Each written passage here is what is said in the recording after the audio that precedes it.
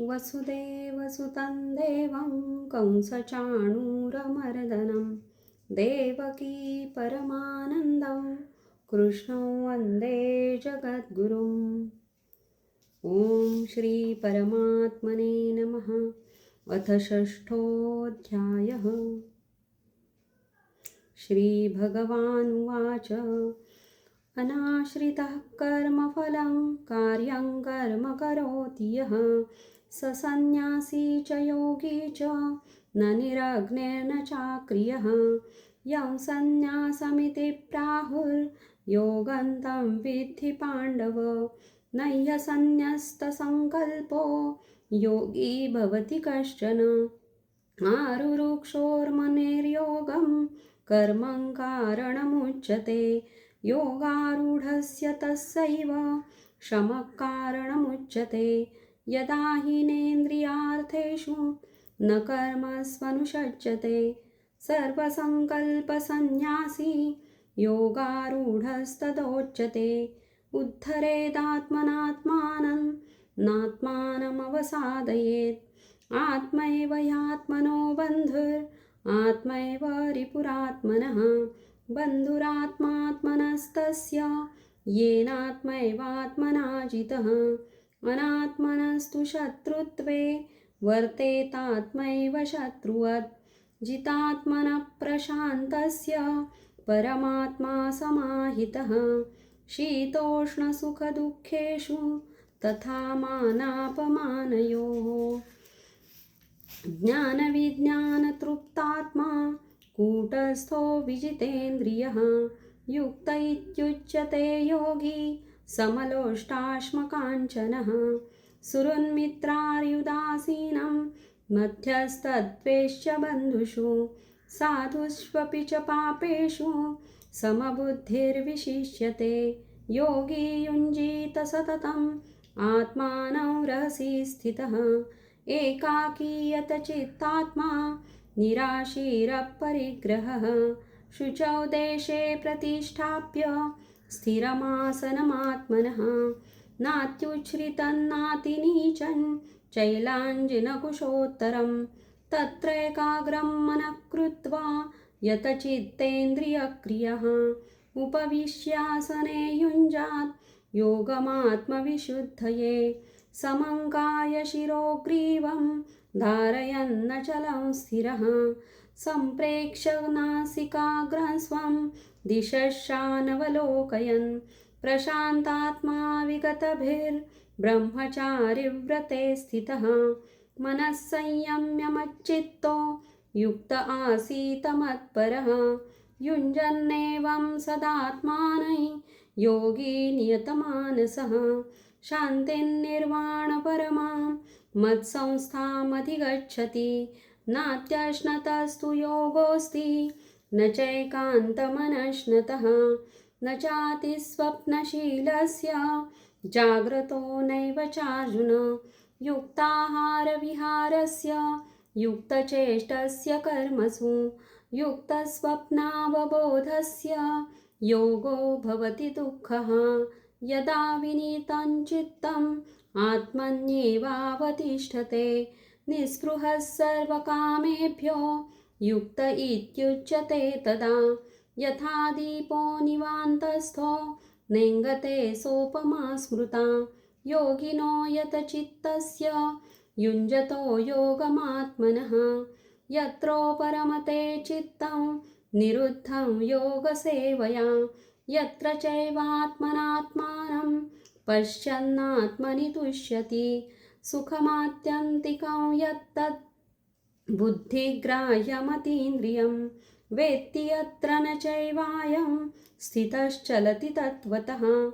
यल्लब्ध्वा चापरं लाभं मन्यते नाधिकं ततः। यस्मिन् स्थितो न दुःखेन गुरुणापि विचाल्यते। तं विद्यात् दुःखसंयोग वियोगं योगसंज्ञितं। स निश्चयेन योक्तव्यो योगो निर्विण्णचेतसः। सङ्कल्पप्रभवान् कामांस् त्यक्त्वा सर्वान् शेषतः।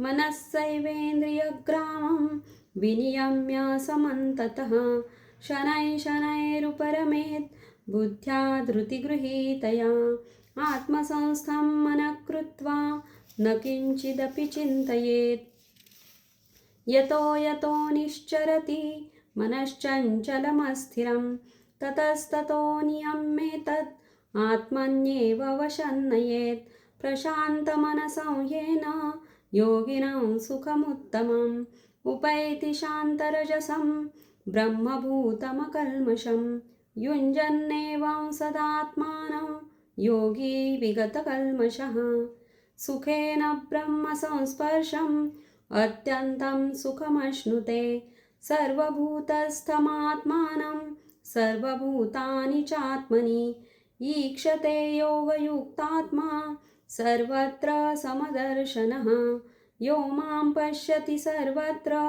सर्वं च मयि पश्यति तस्याहं न प्रणश्यामि स च मे न प्रणश्यति सर्वभूतस्थितं यो मां भजत्येकत्वमास्थितः सर्वथा वर्तमानोऽपि स योगी मयि वर्तते आत्मौपम्येन सर्वत्र समं पश्यति योऽर्जुन सुखं वा यदि वा दुःखं स योगी परमो मतः अर्जुन उवाच योऽयं योगस्त्वया प्रोक्त साम्येन मधुसूदन एतस्याहं न पश्यामि चञ्चलत्वा स्थितिं स्थिरां चञ्चलं हि मनः कृष्ण प्रमाथि बलवदृढं तस्याहं निग्रहं मन्ये वायोरिव सुदुष्करं श्रीभगवानुवाच असंशयं महाबाहो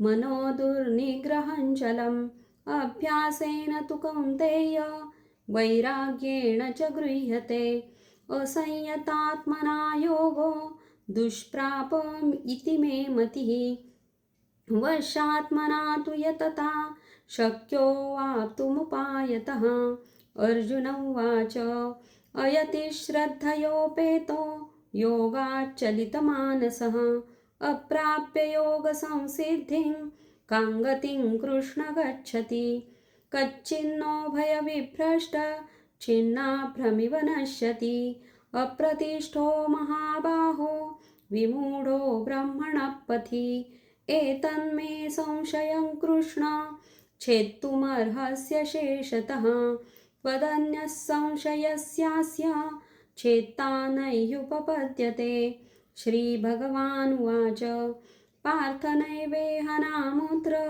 विनाशस्तस्य विद्यते न हि कल्याणकृत् कश्चित् दुर्गतिं तात गच्छति प्राप्य पुण्यकृतान् लोकान् उषित्वा शाश्वती समाः शुचीनां श्रीमताङ्गेः योगभ्रष्टोऽभिजायते अथवा योगिनामेव कुले भवति धीमताम् एतद्धि दुर्लभतरं लोके जन्म यदीदृशं तत्र तं बुद्धिसंयोगं लभते पौर्वदेहिकं यतते च ततो भूयः संसिद्धौ कुरु नन्दन पूर्वाभ्यासेन तेनैव ह्रियते ह्यवशोऽपि सः जिज्ञासुरपि योगस्य शब्दब्रह्माति वर्तते प्रयत्नाद्यतमानस्तु योगी संशुद्धकिल्बिषः अनेकजन्मसंसिद्धस्ततो याति परां गतिं तपस्विभ्योऽधिको योगी ज्ञानिभ्योऽपि मतोऽधिकः कर्मिभ्यश्चाधिको योगी तस्माद् योगी भवार्जुन योगिनामपि सर्वेषां मद्गतेनान्तरात्मना श्रद्धावान् भजते यो मां स मे युक्ततमो मतः ॐ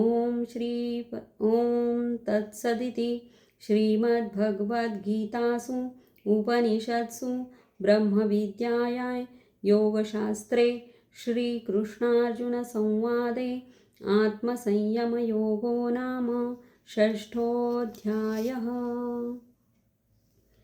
योगेशं सच्चिदानन्दं वासुदेवं व्रजप्रियं धर्मसंस्थापकं वीरं कृष्णं वन्दे जगद्गुरुं श्रीकृष्णं वन्दे जगद्गुरुम्